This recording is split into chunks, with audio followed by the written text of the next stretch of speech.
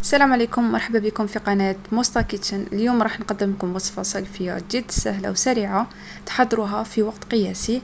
عندي هنا كرة تاع البطاطا محشوة بالجبن. راح نوريكم تاني اسهل طريقة باش تطيبوا البطاطا تاعكم بالبخار بلا ما ديروها في الكسكاس. تبعوا معايا فيديو حتى للتالي. نقضبوا البطاطا تاعنا بعد ما قشرناها مليح وغسلناها، وروحوا نجيبوا هاد العيدان تاع الشوا. الا كان عندكم كيردون تقدروا تستعملوا كيردون تانيك. قسموهم هكا، يعني لو تقسموهم على 3، بعد نديرو هكا في البطاطا على شكل ارجل. من بعد نروحو نحطوهم في السبيره تاعنا ولا طنجره ونعمروها بالماء، والماء ما لازمش يعني يتوشي البطاطا، برك يتوشي النص تاع هذوك العيدان برك. ونخلوها طيب فوق الغاز، غطو عليها بعد 20 دقيقه ولا اكثر، يعني على حسب تانيك الجوده تاع البطاطا اللي تستعملوها. كان البطاطا شد شويه في الطياب كيما تاعي فاتت لي 20 دقيقه. من بعد وهي حاميه روحوا نرفسوها، يعني البطاطا تاعكم احسن تكون حاميه من ترفسوها، لانه تساعدكم بزاف خيمه تبرد وتقعد لكم هكا تعذبكم باش ترفسوها. من بعد نزيدوا عليهم 2 مغارف كبار تاع فرينه، ونزيد لهم تانيك مغرفه تاع الملح تكون صغيره. تقدروا تانيك تستعملوا الاعشاب عطريه زعتر ولا اي حاجه، تقدروا تزيدوا اي توابل نتوما تفضلوها. من بعد نروحوا نشكلوا كريات نعمرهم بالجبن موتزاريلا. الموتزاريلا هذا من الاحسن تخدموا بواحد يكون كاليتي تاعه فري شابه، يعني كيما هذاك اللي خدمت به في البيتزا ايطاليا. اللي مازال ما شافش الوصفه ننصحكم تروحوا تشوفوها، لانه وصفه جد رائعه مع كامل اسرار تاع النجاح تاعها عفوا.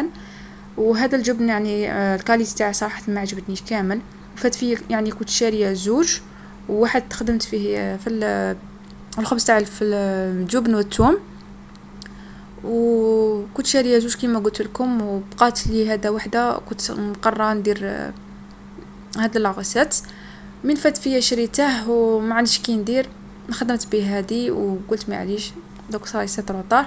بصح نتوما ننصحكم الا بغيتو تخدموا بالجبن موتزاريلا تشرو هذاك اللي جاي بلو، شكاره تاعه زرقاء ومن تحت جاي بيض، والكاليتي تاعه شابه بزاف، ميم الكو تاعه شباب وجاي طري، لاخاطش هذا جاي قاصح بزاف ما عجبنيش كامل.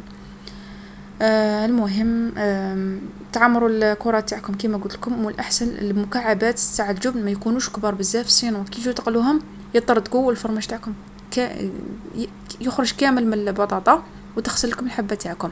بعد تروحوا تدخلوا البطاطا تاعكم في المجمد لمده نصف ساعه، تخليهم يقلبوا روحهم مليح. بعد تخرجوهم وتغلفوهم بهذا الخليط اللي راني ندير فيه دروك، اللي هو تخلطوا حبه بيض مع ربع كاس تاع الحليب، تخلطوهم مليح. من بعد تزيدوا عليهم 2 مغارف كبار تاع الفرينه، زيدوا تانيك تخلطوهم مليح، تحصلوا على خليط يكون شويه ثقيل. الا صدتوه شويه خفيف تقدروا تزيدوا عليهم الفرينه، انا جاتني شويه خفيفه زدت لها شويه تاع فرينه. من بعد تروحوا تقضبوا لا شابليغ تاعكم. انا استعملت هذه الخشينه، تقدروا نتوما تستعملوا هذيك اللي تجي شويه مطحونه رقيقه، هذه حنايا نخدموها في الدار وكانت تصيبوها تنباع في لي سوبرات برا. بعد تقضبوا البطاطا تاعكم بعد ما تكونوا خرجتوها من المجمد بعد نصف ساعه بعد ما مرت.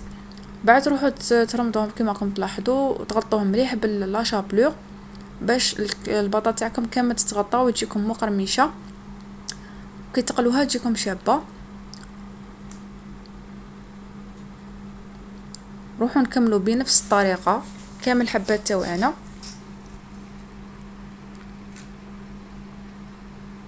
كما قلت لكم هذا الفرماج اللي خدمت به ما عجبنيش والبنه تاعه ماشي شابه وكاع، على هذيك نصحكم تخدموا بجبن موتزاريلا من المليح، والسعر تاعه هو صافي شويه غالي، بصح الكاليتي تاعه تبقى خير من هادو اللي ينباعوا هكا شويه رخاص وماركه تاعهم ما تكونش باينه.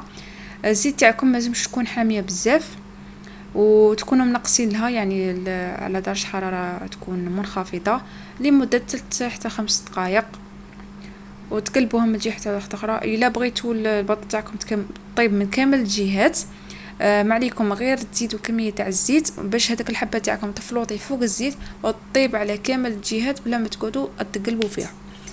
هنا هذا هو شوفوا الجبن هذا ما يتكسرش غايه كيما قلت لكم. صافي هو يتكسر بصح ماشي شباب بزاف كيما الاخر، ومام الكو تاعه ما عجبنيش بزاف. المهم هذه هي كانت وصفتنا لنهار اليوم، ان شاء الله تكون نالت اعجابكم. تلاقوا في فيديو جديد والسلام عليكم.